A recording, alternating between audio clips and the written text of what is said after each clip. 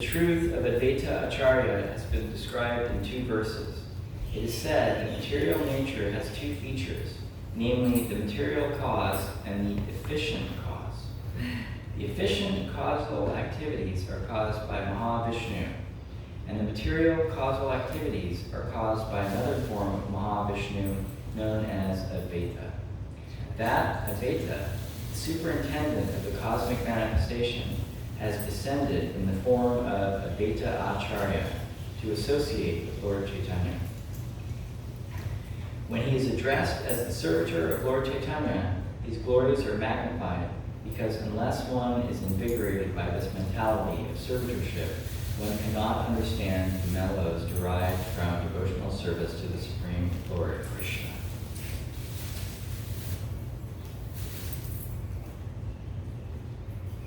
I offer my respectful obeisances to Sri Advaita Acharya, whose activities are all wonderful.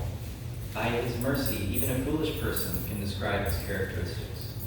All glories to Lord Sri Chaitanya Mahaprabhu, all glories to Lord Nityananda, all glories to Advaita Acharya, and all glories to all the devotees of Lord Sri Chaitanya Mahaprabhu. In the 5 verses I have described the principle of Lord Nityananda. Then, in the following 2 verses, I describe the glories of Sri Advaita Acharya. Lord Advaita Acharya is the incarnation of Mahavishnu, whose main function is to create the cosmic world through the actions of Maya. Because he is non-different from Hari, the Supreme Lord, he is called Advaita, and because he propagates the cult of devotion, he is called Acharya. He is the Lord and the incarnation of the Lord's devotee. Therefore, I take shelter of him. Sri Advaita Acharya is indeed directly the Supreme Personality of Godhead himself.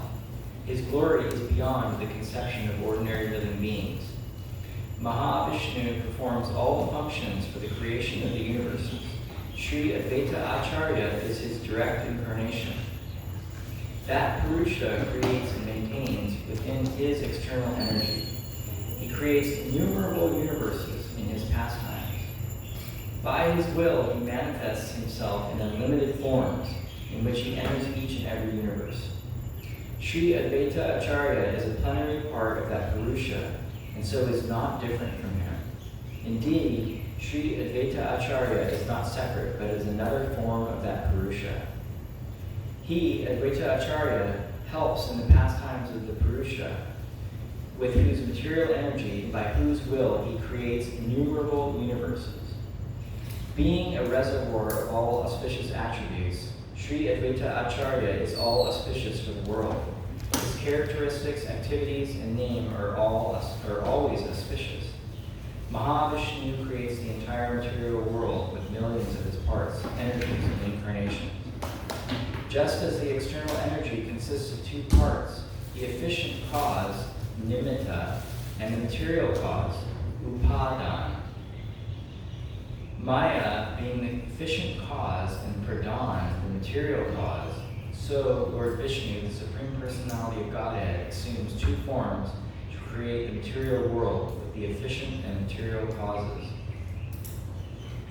Lord Vishnu himself is the efficient nimitta cause of the material world, and Narayan, in the form of Sri Advaita, is the material cause, upadana.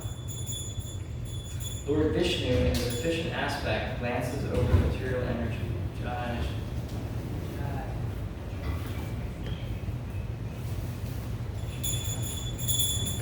Lord Vishnu, in his efficient aspect, glances over the material energy, and Sri Advaita, as the material cause, creates the material world. Although the Samkhya philosophy accepts that the material ingredients are the cause, the creation of the world never arises from dead matter. The Lord infuses the material ingredients with his own creative potency. Then, by the power of the Lord, creation takes place. In the form of Advaita, he infuses the material ingredients with creative energy. Therefore, Advaita is the original cause of creation. Sri Advaita Acharya is the creator of millions and millions of universes, and by his expansions as Garbhodakshaya Vishnu. He maintains each and every universe. Sri Advaita is the principal limb, Anga, of Narayana. Srimad Bhagavatam speaks of limb, Anga, as a plenary portion, Amsa, of the Lord. O Lord of Lords, you are the seer of all creation. You are indeed everyone's dearest life. Are you not, therefore, my father, Narayan? Narayan refers to one whose abode is in the water born from Garbhodakshaya Vishnu. And that Narayan is your plenary portion. All your plenary portions are transcendental. They are absolute and are not creations of Maya. This verse describes that the limbs and plenary portions of the Lord are all spiritual. They have no relationship with the material energy. Why has Sri Advaita been called a limb and not a part? The reason is that limb implies greater intimacy. Sri Advaita, who is a reservoir of virtues, is the main limb of Mahavishnu. His full name is Advaita, for he is identical in all respects with that Lord. As he had formerly created all the universes, now he descended to introduce the path of bhakti. He delivered all living beings by offering the gift of Krishna bhakti. He explained the Bhagavad Gita and Srimad Bhagavatam in the light of devotional service. Since he has no other occupation than to teach devotional service, his name is Advaita Acharya. He is the spiritual master of all devotees and is the most revered personality in the world. By a combination of these two names, his name is Advaita Acharya. Since he is a limb or part of the lotus-eyed Supreme Lord, he also bears the name Kamalaksha. His associates have the same bodily features as the Lord. They all have 4 arms and are dressed in yellow garments like Narayana. Sri Advaita Acharya is the principal limb of the Supreme Lord. His truths, names, and attributes are all wonderful. He worshipped Krishna with tulsi leaves and water the Ganges and called for him in a loud voice. Thus, Lord Chaitanya Mahaprabhu appeared on earth, accompanied by his personal associates. It is through him, Advaita Acharya, that Lord Chaitanya spread the Sankirtan movement, and through him that he delivered the world. The glories and attributes of Advaita Acharya are unlimited. How can the insignificant living entities fathom them? Sri Advaita Acharya is the principal limb of Lord Chaitanya. Another limb of the Lord is Nityananda Prabhu. The devotees headed by Srivas are his smaller limbs. They are like his hands, face, and eyes, and his disc and other weapons. With all of them, Lord Chaitanya performed his pastimes, and with them he spread his mission. Thinking he, Sri Advaita Acharya, is a disciple of Sri Madhavendra Puri, Lord Chaitanya obeys him, respecting him as his spiritual master. To maintain the proper etiquette for the principles of religion, Lord Chaitanya bows down at the lotus feet of Sri Advaita Acharya with reverential prayers and devotion. Sri Advaita Acharya, however, considers Lord Chaitanya Mahaprabhu his master, and he thinks of himself as a servant of Lord Chaitanya Mahaprabhu. He forgets himself in the joy of that conception and teaches all the entities, "You are servants of Sri Chaitanya Mahaprabhu." The conception of servitude to Sri Krishna generates such an ocean of joy in the soul that even the joy of oneness with the Absolute, if multiplied 10 million times, cannot compare to a drop of it. He says, "Nityananda and I are servants of Lord Chaitanya. Nowhere else is there such joy as that which is tasted in this emotion of servitude. The most beloved goddess of fortune resides on the chest of Sri Krishna, yet she too, earnestly praying, begs for the joy of service at his feet.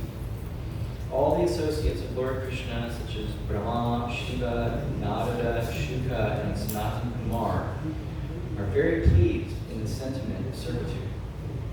Sri Nityananda, the wandering mendicant, is the foremost of all the associates of Lord Chaitanya. He became mad in the ecstasy of service to Lord Chaitanya. Srivas, Haridas, Ramdas, Vidadhar, Murari, Mukunda, Chandrasekhar, and Vakreshwar are all glorious and are all learned scholars, but the sentiment of servitude to Lord Chaitanya makes them mad in ecstasy.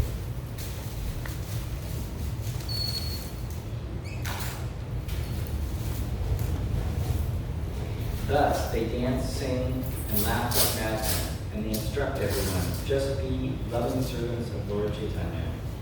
Sri Advaita Acharya thinks, Lord Chaitanya considers me his spiritual master, yet I feel myself to be only his servant. Love for Krishna has this one unique effect.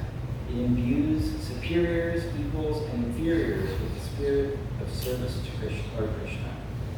For evidence, please listen to the examples described in the revealed scriptures, which are corroborated by the realization of great souls. Although no one is a more respected elder for Krishna than Nanda Maharaj in Vraja, who in transcendental paternal love has no knowledge that his son is the Supreme Personality of Godhead. Still, ecstatic love makes him, what to speak of others, feel himself to be a servant of Lord Krishna. He too prays for attachment and devotion to the lotus feet of Lord Krishna, as the words from his own mouth give evidence. My dear Uddhava, please hear me. In truth, Krishna is my son, but even if you think that he is God, I would still bear toward him my own feelings for my son. May my mind be attached to your Lord Krishna. May our minds be attached to the lotus feet of your Lord Krishna. May our tongues chant his holy names, and may our bodies lie prostrate before him. Wherever we wander in the material universe under the influence of karma by the will of the Lord, may our auspicious activities cause our attraction to Lord Krishna to increase. Lord Krishna's friends in Vrindavan, headed by Sridham, have pure fraternal affection for Lord Krishna and have no idea of his offenses. Although they fight with him and climb upon his shoulders, they worship his lotus feet in the spirit of servitude. Some of the friends of Sri Krishna, the Supreme Personality of Godhead, massaged his feet, and others, whose sinful reactions have been destroyed, fanned him with handheld fans. Even the beloved girlfriends of Lord Krishna in Vrindavan, the gopis, the dust of whose feet was desired by Sri Uddhava, and who are more dear to Krishna than anyone else, regard themselves as Krishna's maidservants. O Lord, remover of the afflictions of the inhabitants of Vrindavan, O hero of all women, O Lord, who destroys the pride of your devotees by your sweet, gentle smile. O friend, we are your maidservants. Please fulfill our desires and show us your attractive lotus feet. O Uddhava, it is indeed regrettable that Krishna resides in Mathura. Does he remember his father's household affairs and his friends, the cowherd boys? O great soul, does he ever talk about us, his maidservants? When will he lay on our heads his guru-scented hand?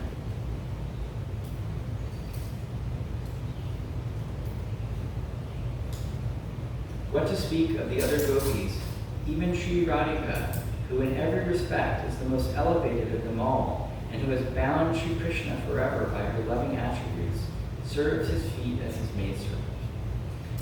O my Lord, O my husband, O my dearly beloved, O mighty armed Lord, where are you? Where are you? O my friend, reveal yourself to your maidservant, who is very much aggrieved by your absence. 32, 830. So that was 670.